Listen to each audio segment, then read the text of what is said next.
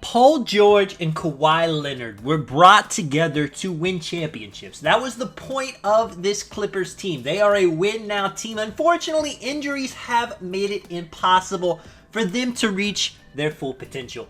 But in today's video, that's not going to be the case. Kawhi Leonard and Paul George are going to stay healthy for the first time since they've been on the Clippers together. Now, this is still going to be realistic. Injuries are still going to happen, but as you guys can see, when it comes to Paul George and Kawhi Leonard, they are going to be as durable as possible just for this particular season. And we are going to see if it's the injuries that have kept the Clippers from winning the championship. There are a lot of people that would say Paul George, Kawhi Leonard, even healthy, wouldn't have won the championship in any of the previous years. We know what they can do. Kawhi Leonard, one of the best mid-range players in the game today. He's a lot more comparable to Michael Jordan and Kobe Bryant than people like to think. They still have Russell Westbrook on the team. You know, he's going to shoot bad from three, but he has a motor like no other player in the league. And as we take a look, as 50-plus games have been played throughout the season, it is the All-Star break. The Clippers are the third seed. It's exactly what you would expect from a Clippers team with a Kawhi Leonard and a Paul George that have been able to start every single game and they've been able to play every single game. Paul George averaging 27 a game. Kawhi Leonard chipping in 20, playing excellent defense. They both are shooting well. And you can see the rest of this Clippers team. I mean, Russell Westbrook, he's shooting less than 30% from three, but he's passing, he's getting some rebounds, he's still averaging 14 on some inefficient scoring. We got the center they picked up this year, Plumlee. He has been a big help. Him and Zubac is a nice 1-2 punch at the big man. And they have Bones Highland and Norman Powell putting in double digits off the bench. This is a complete team. They have defense, they have offense, they have a good center. Where they're really lacking is at the power forward position. You know, they got Marcus Morris, they got Nicholas Batum. It's not amazing, and as you can see, both Kawhi Leonard and Paul George made the All-Star game as reserves. Just some other rewards if you guys are curious. Of course, Victor Wembanyama leading the Rookie of the Year. Chris Paul has went into that sixth-man role with the Warriors, which in real life, we're not too sure if that's what he's going to go for, but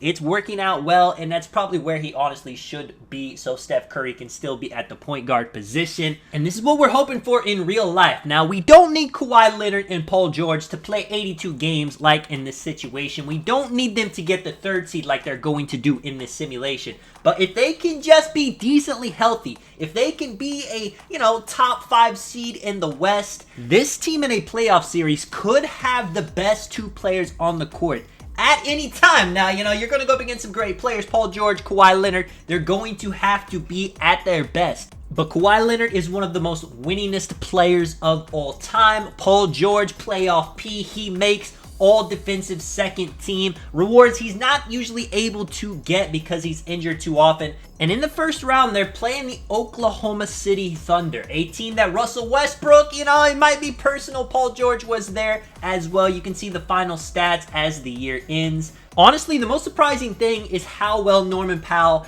and Bones Highland are able to contribute off the bench. Not a lot of other teams are going to have the type of scoring that the Clippers do have. There's a lot of players on the bench as well that maybe in the playoffs they're going to take it up a notch. We are going to see in round one after game one. Paul George puts up 30. The Clippers have home court advantage. I mean, it's expected for the team to win. Marcus Morris actually putting up some bigger numbers than you would expect to see. He was pretty quiet throughout the regular season.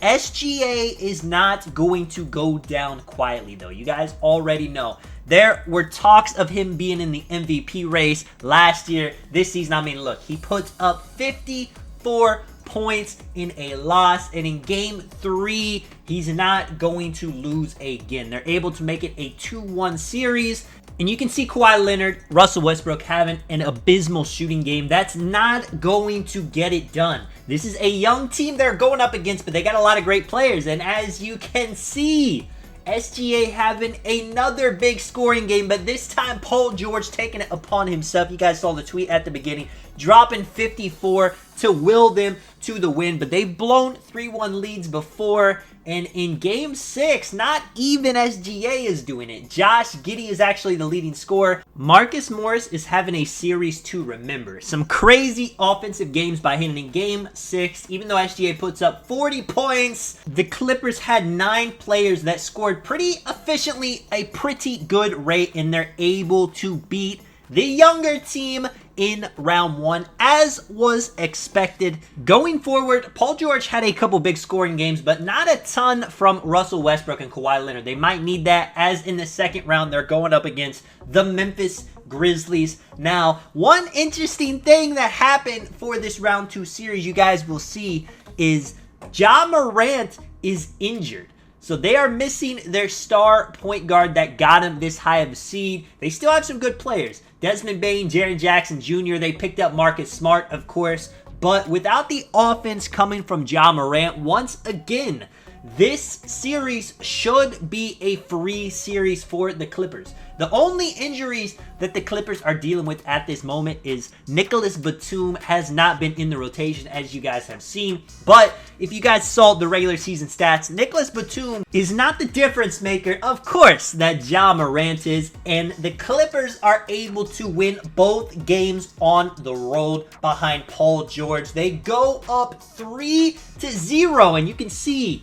Paul George, Marcus Morris, and Bones Highland as the leading scorers for the Clippers. Russell Westbrook, Kawhi Leonard, they're not up there. In this particular series, though, it's not that big of a deal. They can definitely get away with Kawhi Leonard, with Russell Westbrook having quieter games, if Marcus Morris, if Bones Highland are going to be putting up crazy numbers like this. Now, to get the sweep, they're not able to do it, unfortunately, but they're up 3-0. No team has ever blown a 3-0 lead ever in the playoffs. And as you guys can see, the Clippers are not going to be the first team. We go in to see the inning. Of course, I'm just watching. I'm not going to be playing. I don't want to affect it. They're able to win by 16 points in Game 5 in Memphis. You can see the celebrating. The Clippers are going to the Western Conference Finals. The Clippers fan base is more excited than ever. I mean, the hype overall about the Clippers was not there to begin the season, but as everyone saw that the Clippers were staying healthy, they have a solid team around them. They brought back Russell Westbrook. They got Miles Plumlee on the team to back up Zubats. And in the Western Conference Finals, you guys are going to see it is a matchup that everybody dreams about. The LA Lakers are going to be playing the LA Clippers. We will see which team is the king of LA. Now, the Clippers technically have home court advantage, but in a series like this, is that going to matter? The Lakers made it as the 5th seed. And something interesting after Game 1, which the Clippers do win, Kawhi Leonard being the leading scorer. Not something you've been seeing. It's mainly been Paul George. Anthony Davis only plays 11 minutes. In this simulation, Kawhi Leonard and Paul George are a lot more durable than they are in real life. But that does not apply to Anthony Davis. You can see he's having his knee trouble. He did play all 82 games, but for the playoffs, him and Austin Reeves are out. What does that mean for the Lakers? Well, as you guys can see, they're able to steal a game. No Anthony Davis, no Austin Reeves. It can't happen like this. They still got some great scorers in D'Angelo Russell. You guys know they picked up Cam Reddish. And LeBron is always going to be LeBron as they take a 2-1 lead. Someone's got to slow him down. Kawhi Leonard, Paul George. I mean, this is abysmal. They only scored 79 points. They got too much offense to let this happen. And just when you thought this season was theirs for the taking, they go down 3-1 in the Western Conference Finals. Once again, D'Angelo Russell. They got DeMarcus Cousins on this Laker team, playing like a rejuvenated DeMarcus Cousins. And on the Clippers end, but in a win or go home game, Paul George, Kawhi Leonard, they're able to combine for 53 points to give the Clippers a commanding lead. Now, of course, the pressure is going to be on the Lakers right here to close it out in Game 6. And once again, this is exactly what you want to see. Paul George, Russell Westbrook, Kawhi Leonard, 20, 20, and 36. Then you have Bones Highland and Norman Powell scoring double digits off the bench. This is perfect basketball for the Clippers. And in Game 7, here we go. It is a 4-point Clippers lead with under 2 minutes left.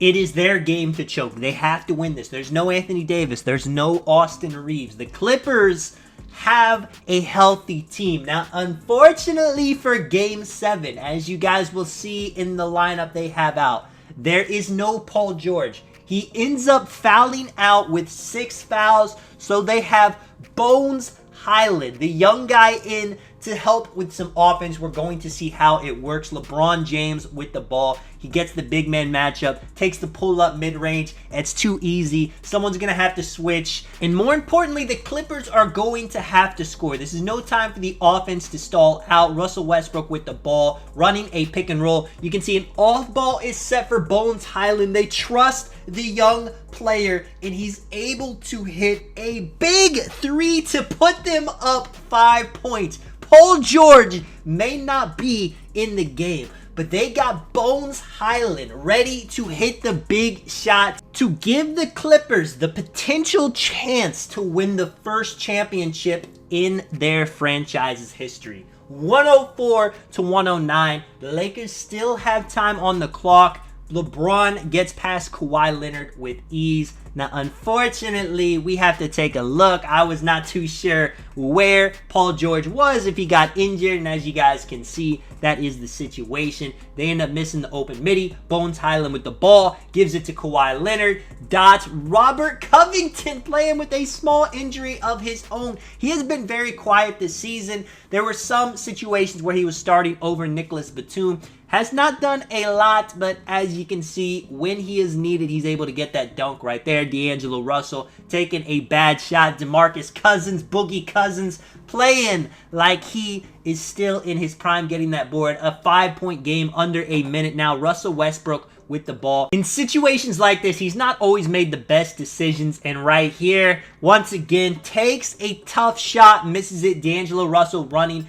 down on the other end. They need to score quick, and that's exactly what they do. LeBron with his IQ cuts, gets them a 2-for-1 opportunity. 3-point game. Kawhi with the ball. You already know how this is going to be. Kawhi takes the ISO, tries to go right at LeBron, takes a fadeaway, tough mid-range that he's been able to hit before, but he misses this one. You can see Cousins a bit gassed. LeBron setting up, taking his breath, going to make sure he gets the ball in this situation. He has it. He's trying to blow past the center once again, gets a contact dunk, and it is a 1-point game. The Clippers choking this away, but they're in a good situation now. If they get fouled, all they have to do is hit some free throws, and they decide to inbound the ball to Russell Westbrook. Now, Russell Westbrook has had his struggles from the 3-point line, from the field, but overall, he has been a very good free throw shooter. In the clutch, we are about to see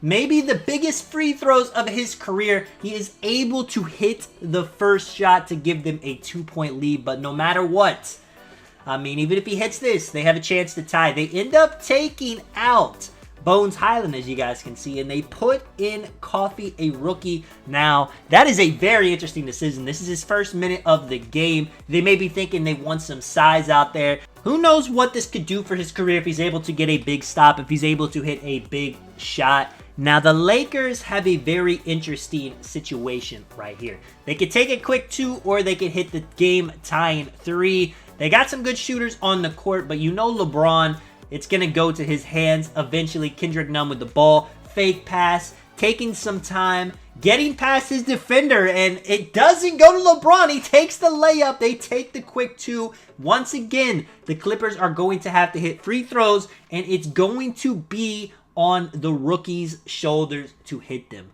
Right here. Game on the line. He shoots the first.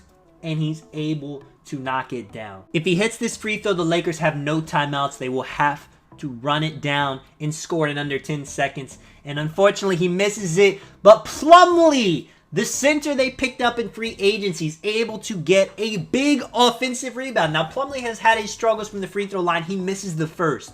But he is able to cash the second. Like I said, the Lakers have no timeouts.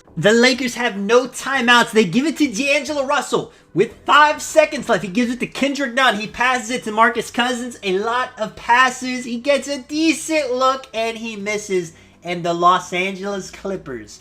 After being down 3-1 to their rivals, the Lakers are able to win Game 7 by 3 points. You know LeBron's legacy is never going to recover from this. The Clippers have a healthy Kawhi Leonard, a healthy Paul George, and they are ready to finally do it. They are ready to show the world why this team originally was put together. It was put together to win championships. A lot of injuries have happened. It hasn't been possible, but this season has been different. You can see they're holding up the Western Conference trophy. Paul George, Russell Westbrook have the opportunity to be a first-time champion with this Clippers team. Kawhi Leonard, he already has the championship experience. He has been here before. He knows what to do. Robert Covington, after being quiet for a lot of this season, has a big Game 7, 14 points to go along with Norman Powell's 14 points. This team has been doing it all season. They have the rookie come in and be able to hit a free throw when it matters. And here we go. In the NBA Finals, they're playing against the Atlanta Hawks. Atlanta, you guys already know, led by Trae Young. He averaged 30 points this year, 11 assists. They have so many good players on this team. Buddy Hield, DeJounte Murray. They have so many guys that can hit shots, that can play defense, that can rebound. They're very similar to the Clippers in that situation. There's going to be no room for bad games. They're going to need great offense, great defense from Kawhi Leonard, Paul George every game. The Hawks take Game 1 with home court advantage. Trae Young, 40 points, 13 assists. It's not going to work. If he's able to do this all series long, they're not going to be able to do anything. I mean, Kawhi Leonard, Bones Highland, able to put up some nice numbers. It's not enough. This game,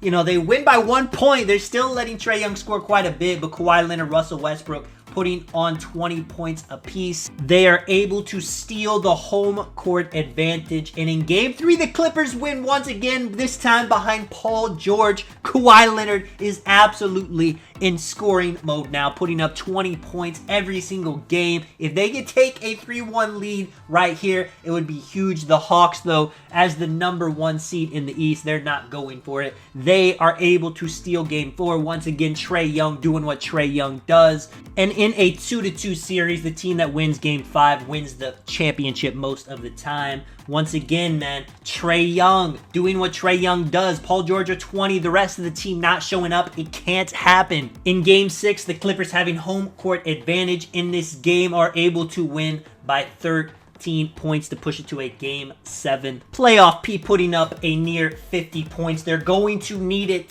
in Game 7. This is the moment for Kawhi Leonard and Paul George to show the world what this duo is made of.